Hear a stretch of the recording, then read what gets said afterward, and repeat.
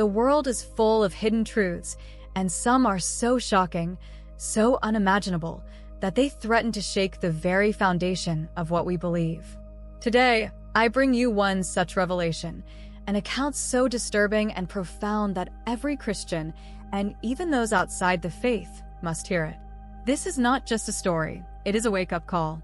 2 days ago, an email arrived in my inbox, containing details that I could hardly believe.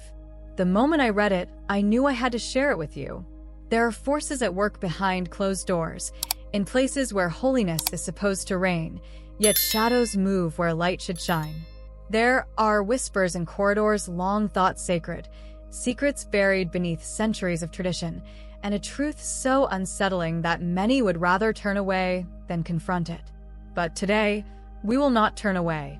We will face the unknown, uncover the deception, and seek the light amidst the darkness.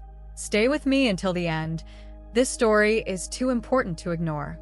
Before we begin, make sure to subscribe, leave a like, and comment where you're listening from. What you are about to hear may change the way you see everything. Let's begin. The air was thick with the scent of incense, swirling in delicate patterns around the candlelit altar. I knelt, my hands clasped tightly in prayer, my heart pounding in my chest. "Lord, guide me," I whispered. "Show me the truth." I had dedicated my life to the church, believing I was entering a place of holiness, a sanctuary where I could draw closer to God. But I was beginning to realize that not all who spoke his name served him. From the time I was a child, I had felt a calling, an unshakable desire to serve the Lord. My parents, devout Catholics, raised me in a home filled with faith, where prayer was as natural as breathing. My father, a respected parish priest, had instilled in me the value of obedience, sacrifice, and unwavering trust in God. My mother, a lay sister, radiated kindness and devotion, her every action a testament to her unyielding faith. It was in this sacred environment that I first heard the call, a whisper in my soul urging me to consecrate my life to Christ. At 13, my heart burned with certainty. I dreamed of taking vows, of living in a convent where my days would be spent in prayer, meditation, and service. My parents, though hesitant, supported my decision. "If this is truly your calling," my father said, placing a gentle hand on my shoulder, "then God will guide your path." The day I entered the convent was the most significant of my life. The Mother Superior, a woman of great dignity and grace, welcomed me with a serene smile. "You have chosen the path of sacrifice and devotion," she said, her voice both comforting and commanding. "May the Lord bless you and keep you on this journey." The days were structured with precision: morning prayers, mass, work in the kitchen and gardens, hours of silent contemplation. It was a strict life, but one I embraced with joy. I believed I was fulfilling my purpose. But slowly, I began to notice things that unsettled me. There were whispers in the halls at night, hushed conversations that stopped the moment I entered a room. The older sisters carried a quiet heaviness, their eyes reflecting something unspoken, something fearful. There were sudden disappearances. Young sisters who had once been vibrant and full of life became withdrawn, pale, and then one day, simply vanished without explanation. One evening, as I made my way to my cell, I heard muffled sobs from a dark corridor.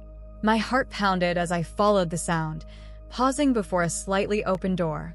A single candle flickered inside, casting long, shifting shadows. I peered through the crack and saw the Mother Superior standing with a man dressed in priestly robes. Before them, a young sister knelt, her hands trembling, her face streaked with tears. "This is your duty," the priest said, his voice devoid of compassion. "A sacrifice for the greater good." The girl sobbed harder. The Mother Superior placed a hand on her shoulder. "You must obey." A cold dread filled my chest. I stumbled back, pressing a hand over my mouth to stifle a gasp. My stomach twisted with horror. I had believed the convent to be a place of holiness, but in that moment, I realized it was something else entirely. Over the following weeks, I became increasingly vigilant. I noticed the strange visits of priests at odd hours, the younger sisters returning from their private meetings with hollow eyes and unsteady steps. One morning, I found a note slipped under my door.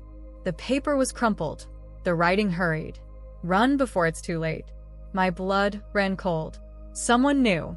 Someone had seen me watching. I prayed for guidance, begging the Lord to show me what to do. That night, as I knelt in the dim chapel, tears streaming down my face, a warmth filled the room. A golden light surrounded me, and then, before me, he appeared. Jesus. His presence was overwhelming, a love so vast and consuming that I could scarcely breathe. His eyes were filled with sorrow, with a grief that went beyond time itself. "My daughter," he said, his voice echoing in my soul. "My name is used to justify sin. My house is corrupted by those who serve themselves, not me." Visions flooded my mind, priests indulging in luxury while the poor suffered, sacred halls filled with deceit, the cries of the innocent silenced behind ancient walls. I saw the Vatican's hidden chambers, treasures hoarded while the faithful struggled to survive. And then I saw the convent, the secret rooms beneath its foundations, the horrors that had taken place there for centuries, all in the name of obedience. "You have been chosen to reveal the truth," he told me. "It will not be easy. The path is filled with darkness, but you will not walk it alone." The vision faded, and I collapsed to the floor, shaking. I knew what I had to do. That night, under the cover of darkness, I escaped. The convent walls that had once felt like a refuge now felt like a prison. I ran for hours, my feet bleeding, my breath ragged. I prayed for safety, for deliverance, for strength. I found shelter with a kind family who took me in without question. From there, I sought out those who would listen, those who could help me expose the truth. But not everyone welcomed my words. I was called a liar, a heretic. I received threats, warnings to stay silent. Even my own family turned away from me. But I did not stop. I traveled from church to church, speaking to those who would hear. I found others who had seen what I had seen, who had suffered and survived. Together, we gathered testimonies, collected evidence, prepared to bring the darkness into the light. The church did everything to silence us. Officials denied our claims, called us misguided souls led astray by doubt. But the truth has a way of breaking through even the strongest walls. The more we spoke, the more people came forward. I now understand that true faith is not about blind obedience, but about seeking truth and justice. It is about protecting the innocent, standing against corruption, and following Christ's teachings with an open heart. If you have heard my words and felt the weight of truth in them, I ask you to share this story. Let the world see what has been hidden for too long. And above all, never stop seeking the light, even in the darkest of places.